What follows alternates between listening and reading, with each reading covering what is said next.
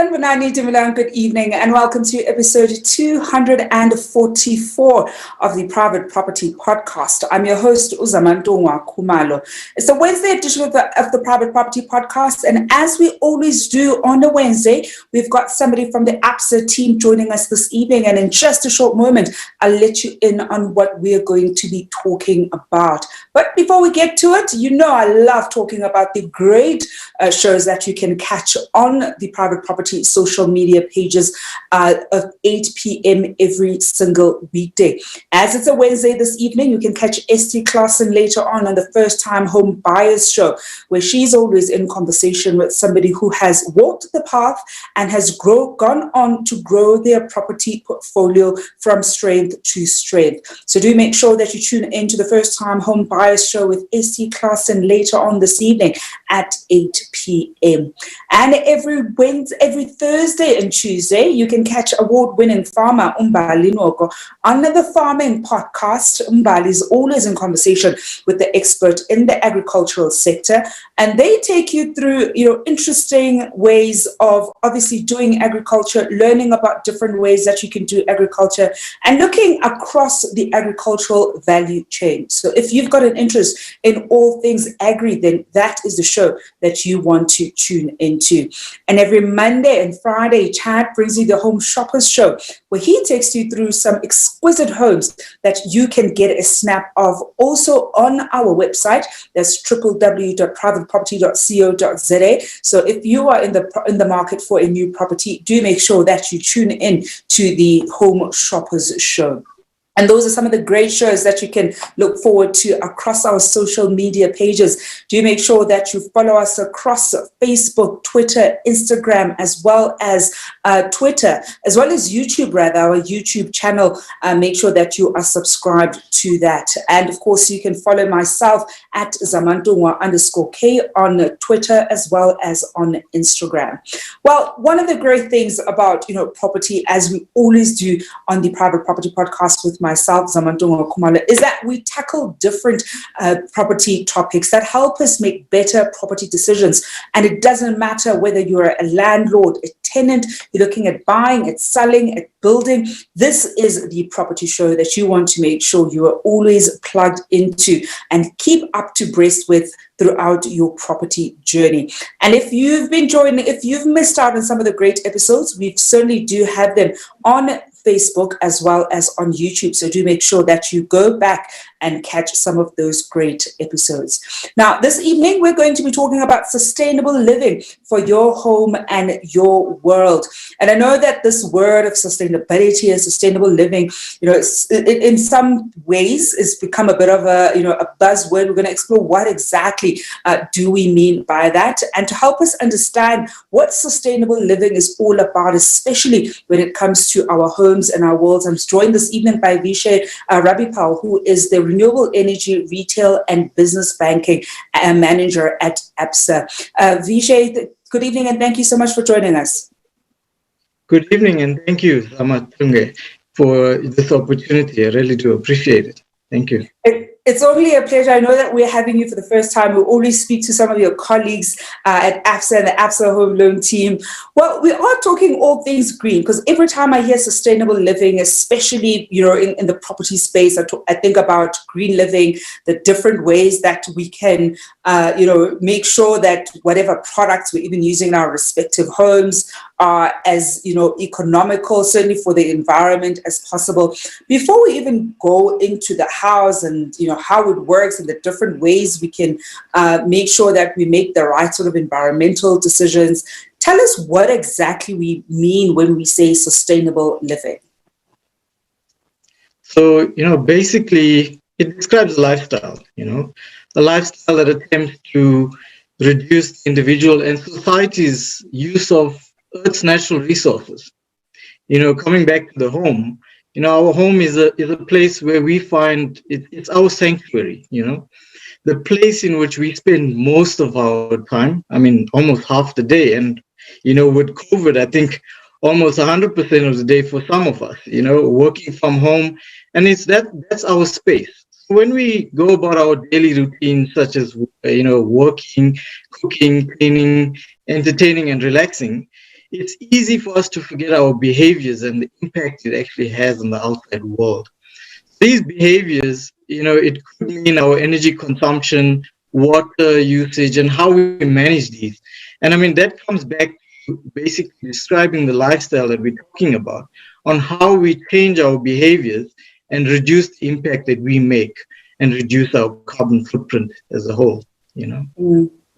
And Vishay, oftentimes when we talk about carbon footprint, or when we go to talking about energy, especially when it comes to sustainable living, we often end up hearing people talking about renewable energy or making more use of renewable energy as an energy source in as much as possible. What exactly are we making reference to when we talk about renewable energy, especially in our everyday lives? So, renewable energy, and there's a term for it. It's because it's any form of energy that is not depleted in essence. In other words, it can be replenished over time. Renewable energy is basically energy that is derived from natural resources, example, sunlight or wind, that are replenished at higher rates than that of consumed. Just some of those technologies are solar. We look at wind, geothermal, hydropower, bioenergies, and ocean power as well. And these are sources of renewable energy.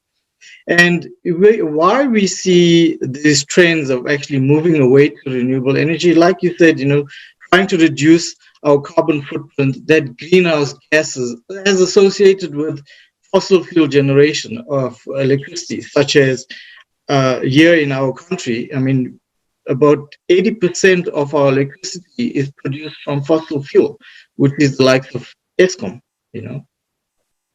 And I think, one of the things as we talk about renewable energy, Vishay, I'm interested to find out from you which renewable energy technology has seen the sort of the highest uptake or traction in South African households so far, because I think a lot of households have been trying to find various ways of getting energy because of our unfortunate energy issues in South Africa. So which one is sort of getting the most traction in the market right now? So to be honest, amongst the various types that I've mentioned, solar PV has been the dominant adoption, especially when it comes to homes.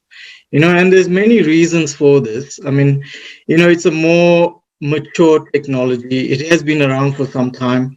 It has proven itself. And, as opposed to those earlier stages where people were a bit reluctant, it's relatively, from a cost perspective, over the years, it has reduced quite drastically. And from a practical point of view, it's got to be associated with the ease of its installation. And then coming down to, it's shorter in terms of commissioning. So it's quicker to get that electricity generated from renewable energy sources when you look at solar PV solutions as a whole. I am this evening in conversation with Vishay Rabbipal, who is a renewable energy retail and business banking manager at Absa, and we're looking at sustainable living for your home and your world. I want to hear from you at home. How green have you gone in your home? I know that there are quite a number of products out there in the market. We've been talking a little bit about renewable energy. I want to know more about solar PV from Vishay in a little bit. And if at home you've already, made some changes in terms of your power supply, how has that process been like? Because I know that there've been instances where people have struggled to switch and sort of going off grid, and we'll deal with that with Vishay a bit later on, just understanding what we mean by going off grid and sort of the admin around it, especially when you're living, for example, in a sectional title versus when you're in a freestanding house. How feasible is it, and some of the costs perhaps even associated with it.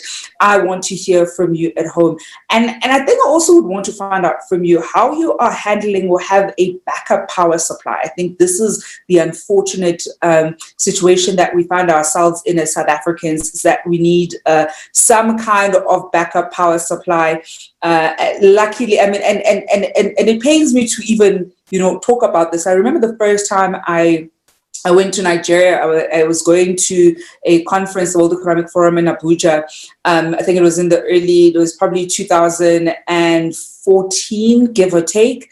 And I remember how was driving in a neighborhood, and it was they had said to me that that's their like suburban area. And one of the striking things was just seeing a petrol truck sort of driving into somebody's house. And I was like, why is a whole tanker driving into somebody's house? And they were like, no, it's there to sort of refuel the generator. And I remember thinking, and I could see these massive generators in people's homes. And that was the state of, electricity in Nigeria at the time. And I remember just thinking, this is absurd. Almost every household that we had passed in that neighborhood had these generators, and it was just common practice. Part of me was like, but this is actually a safety hazard. How can you have so much petrol in your household? I'd be super scared of having that much petrol. But now we're living that nightmare, right? I mean, we're walking into winter right now. We already know we're going to have all kinds of blackouts during winter. We're always waiting with bated breath what Eskom is going to say. And out of nowhere, we always, sort of get alert level in terms of our load shedding schedule. And so I'm interested to find out from you at home how you've put in a different system, an alternative system that's helping us with the ongoing power outages, because it's now become a norm, unfortunately, and a norm that we need to try and solve for, because the reality is work continues and expectations at work are still there. I mean, I've been load shed during the show before. I've been even load shed before the show. We now had to get me a battery so that even when there's load shedding, the show always continues and I don't miss the show. So all those little things, unfortunately, have had to, play a role in how we address our power challenge as South Africans. I certainly want to hear from you at home how you are going about doing that. Now, Vishay, I'm very interested with, solar PV, because I've seen the uptake in solar.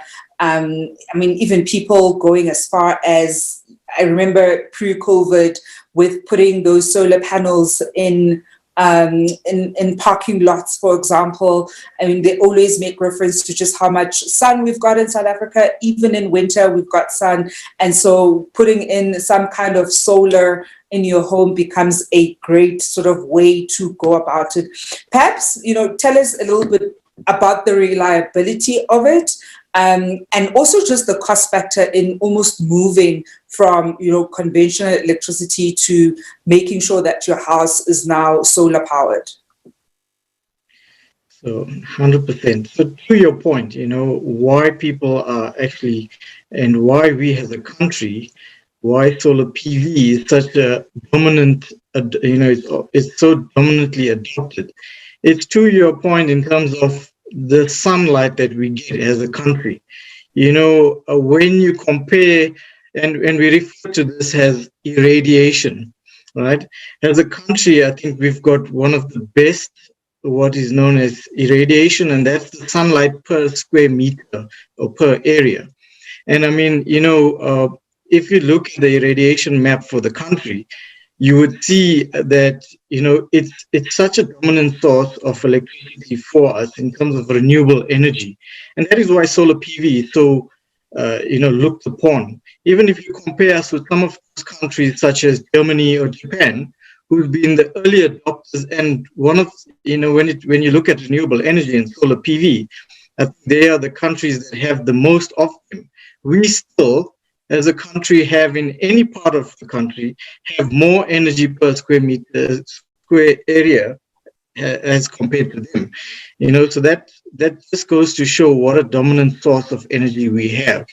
But coming back to solar PV and the reliability on it, I mean, it all boils down to the installation. If it's installed correctly, using high quality panels, inverters, and then what we refer to as the balance of the system, such as the cabling and so forth.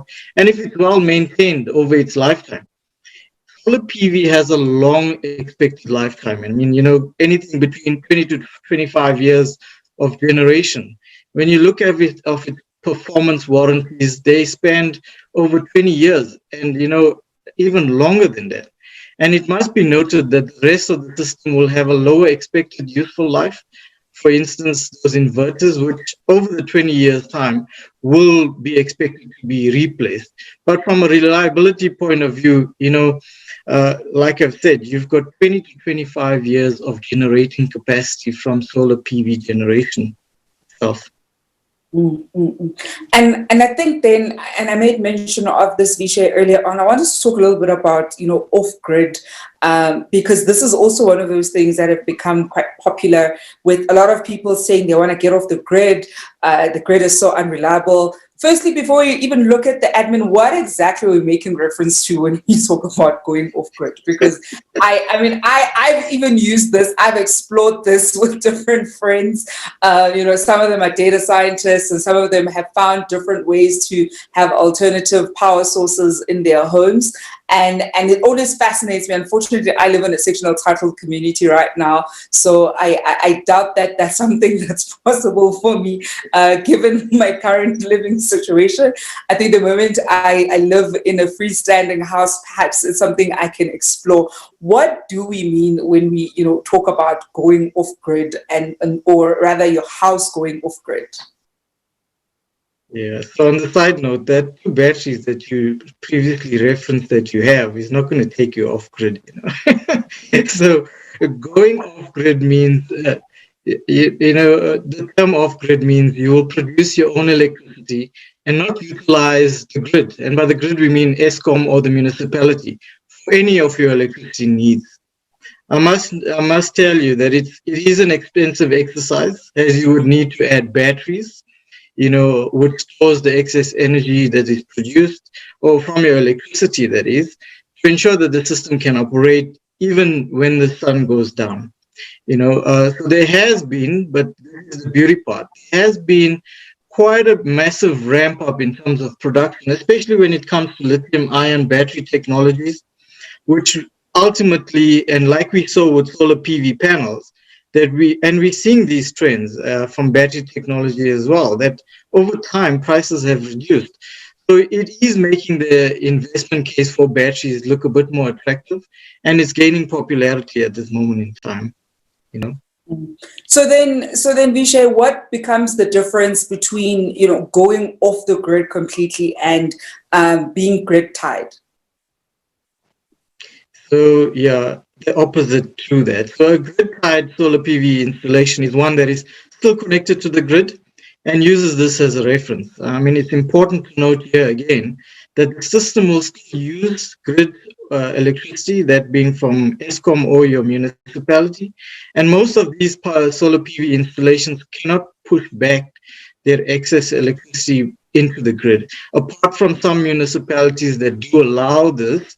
And those municipalities have been quite progressive in terms of rules and regulations, but generally it's not allowed for grid-tied installations, And, therefore you have to consume all the electricity that is being produced from those systems.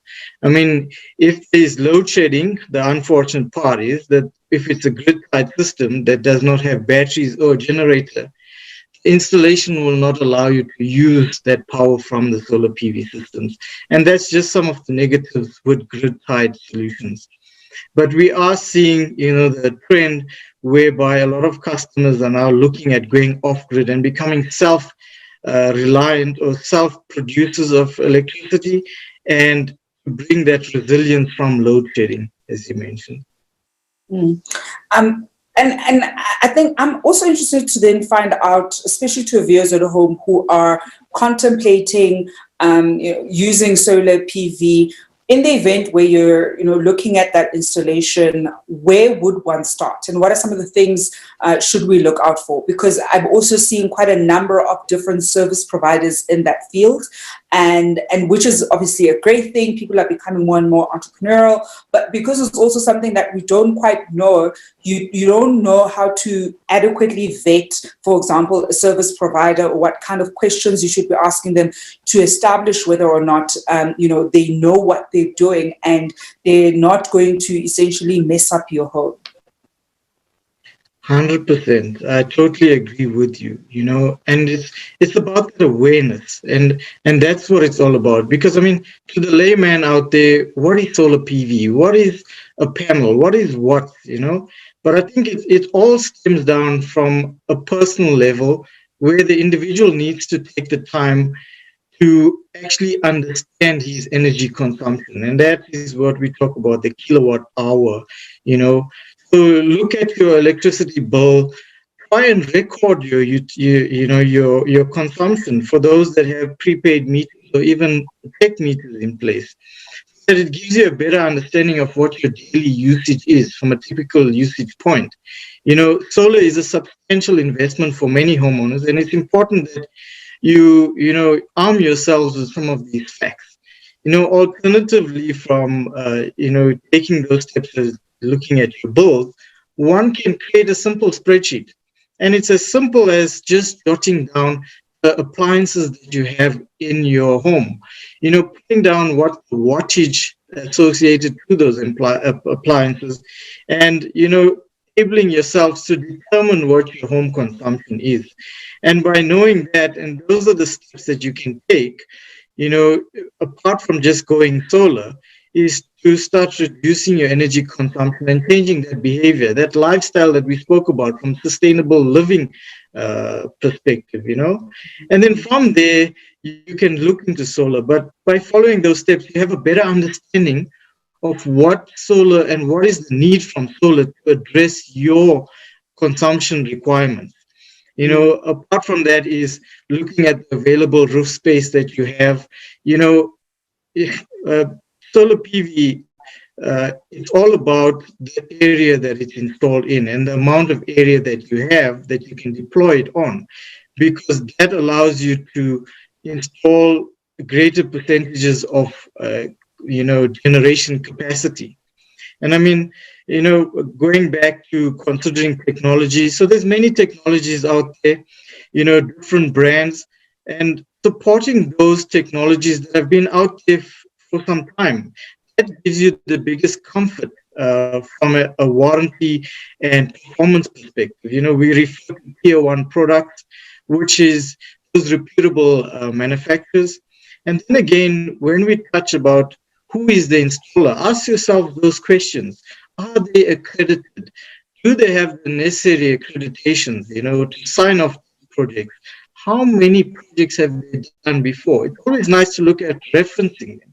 And then lastly, get yourself in tune with rules and regulations set out by ESCOM and the municipalities, because those are what you will need to abide by in terms of making your installation legal, so that you can generate and use what the system provides to you.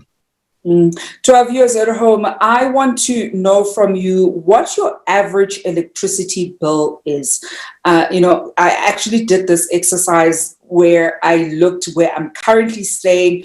It's not metered electricity at all. And so looking at, my monthly statements, and I think I remember the previous month, my electricity came to something like under 400, like 330 or something. And I thought, oh, wow, that's actually, quite low. It usually hovers around 480. It's usually just under 500. And I know that oftentimes people tend to complain quite a lot about, the high cost of electricity. And sometimes when your electricity is metered, they'll say, now let's say 200 Rand buys you X number of units. Previously, they used to buy them X number of units. I'm not up to date with how much, for example, 200 Rands should buy you in terms of how many units. But I'm interested to hear from you at home what your average electricity spend per month is. Maybe say how many you are in the household. I know my electricity bill is low because I live alone and I don't cook that often. So the only thing that, consumes a lot of electricity is the geyser. Sometimes I remember to switch it off, sometimes not, but I don't really stress about it so much. So at home, how many are you and what's the average electricity cost? We're also taking your questions and comments as we talk about sustainable living and going green in our households. We've got a question coming from Facebook, one of our top top fan gang members, Ubongani Queen B Mabunda, asking, can a solar panel turn sunlight into energy in freezing weather conditions? And how efficient is that? I hope my question makes sense. So let's look at the peak of winter, Vishay. How effective is solar PV when we are right in the thick of it? It's like late June, early July, and we've got single-digit numbers in Gauteng, for example, or perhaps in parts of the country where they even sometimes get a little bit of snow. How effective then is solar in those instances? Yeah, so that's basically addressing some of the myths and the perceptions out there that solar PV will not be able to generate during those bad conditions.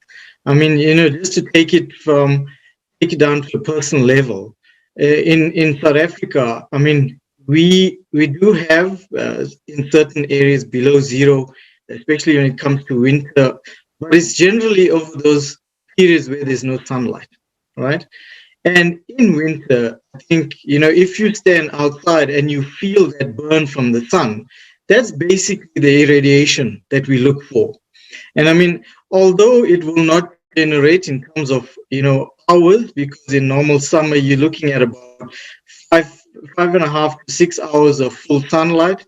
Winter, that will be reduced, but you will still get some generation out of solar PV systems. So I think then the big plus, as you're pointing out, Vishay, is that in the South African context, even in our extreme winter conditions, you're still going to get the benefit of some level of energy generation. It may be, well, obviously will be less than the summer months, but we'll still get something nonetheless. Correct. 100%. And then if we're looking, Vishay, because I mentioned I live in a sectional title community. When we look at people who live in sectional title communities, what are some of their options when it comes to, going solar? Because obviously they don't have as much say in terms of, what that kind of like switch. What would you say to them in terms of, if they're keen on perhaps changing things up and exploring going solar? Correct. And I think, the biggest pain point there is what you do when you're being loaded, and you have to look at the safety aspects for it as well.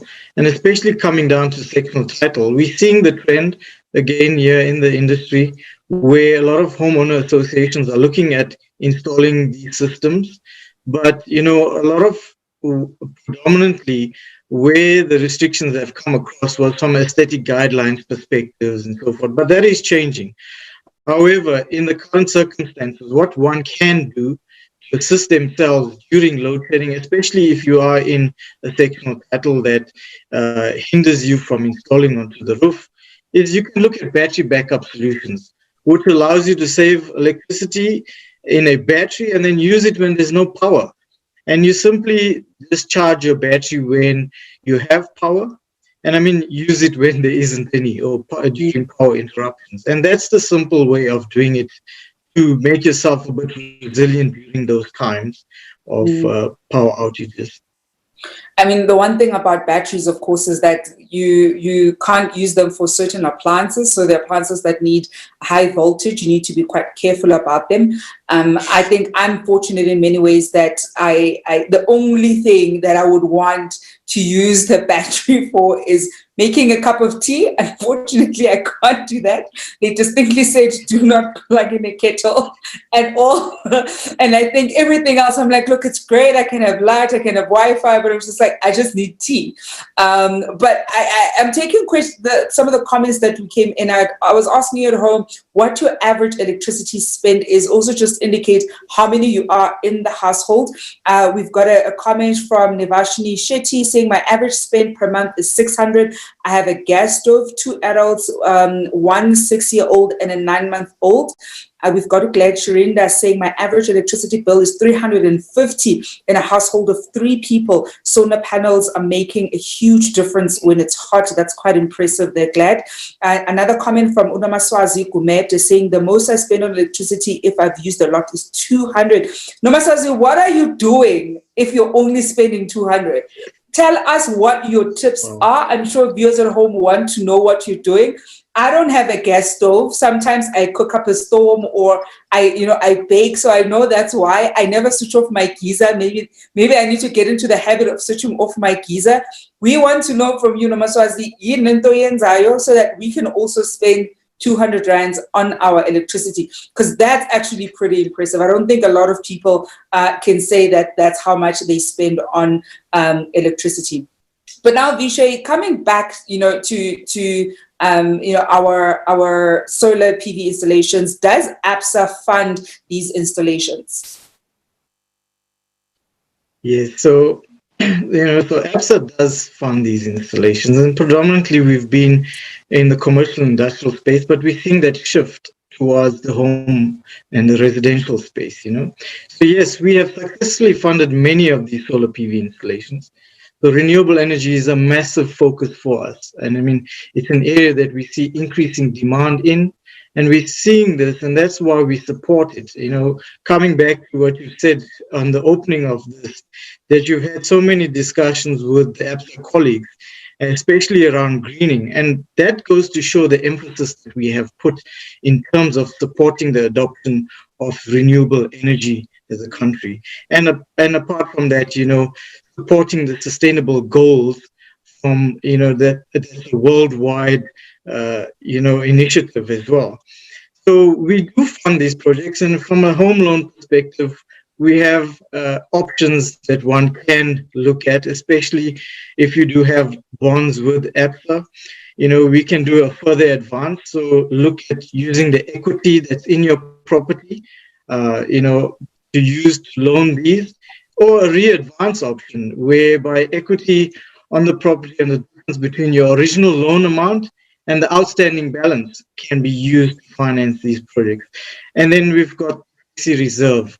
So, the flexi reserve is such that if you have put in money into your bond, it can be accessed to be utilized at any time. And this is one of the methods that one can do so in financing these projects. And as we close off, Vishay, what are some of the behavioral changes can viewers at home start implementing in the event where they're not looking at going solar, perhaps for cost reasons, but they still want to be as energy efficient as possible? So the simplest one is switch off what you do not use. And that's the easiest way of saving. It's proven that incandescent light bulbs do consume a lot of energy, and it's one of the easiest ways to change is to move over to LED. Recently I've seen that they're even now putting out a ban in terms of CFL light bulb sales. So, moving over to LED is relatively not so, when it comes to cost, it's not that costly to do so. We looked at, you spoke about the geyser. A geyser is one of the biggest consumers of electricity in a household. Close to 35 to 40% of your energy consumption goes into a geyser.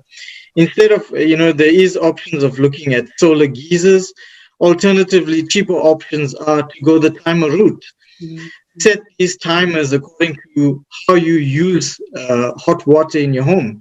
And I can tell you that those are relatively inexpensive solutions, but they will save you a lot of cost in terms of an electricity cost. And then there's other methods that one can look at, apart from the lights, like one of Laveshni that you mentioned, one of joining us here today. She mentioned the gas stove. A gas stove is another gas stove. A stove is another big consumer at home because we use it for cooking. And moving over to the gas solution, I know from a personal perspective, we cook a lot instead of buying out as opposed to use Zama. And I use gas. A typical 18 kilogram of gas lasts me almost a year, would cost me to refill close to 400 Rand. And that is a drastic saving. And then lastly, where we move over to the expensive, costly initiatives is by changing your products to more energy efficient appliances. And those are steps one can take to start embracing the sustainable lifestyle that we want to have. And that's a great place to leave it at. Vishay, thank you so much for joining us this evening. Thank you for having me. A big pleasure.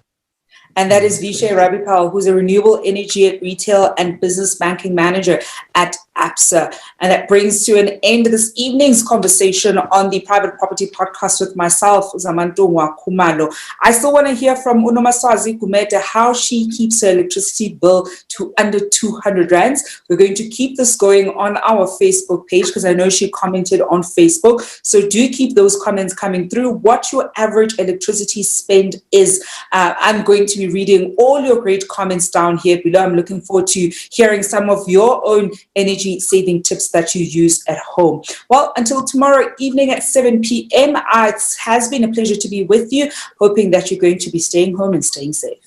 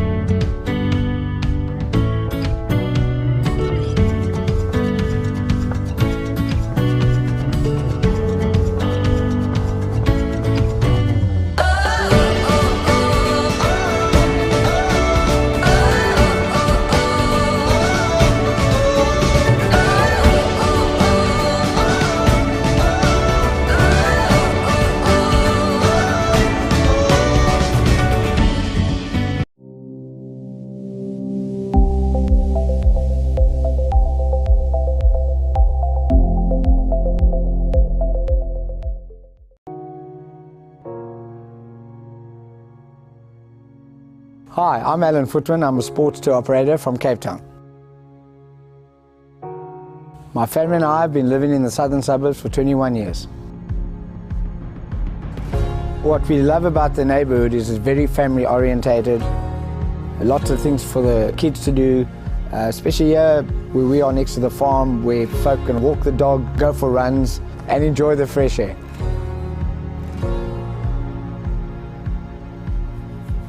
In the southern suburbs, we're lucky enough to have some of the top schools in the country, and on top of that, we have the University of Cape Town, one of the most famous universities in the world.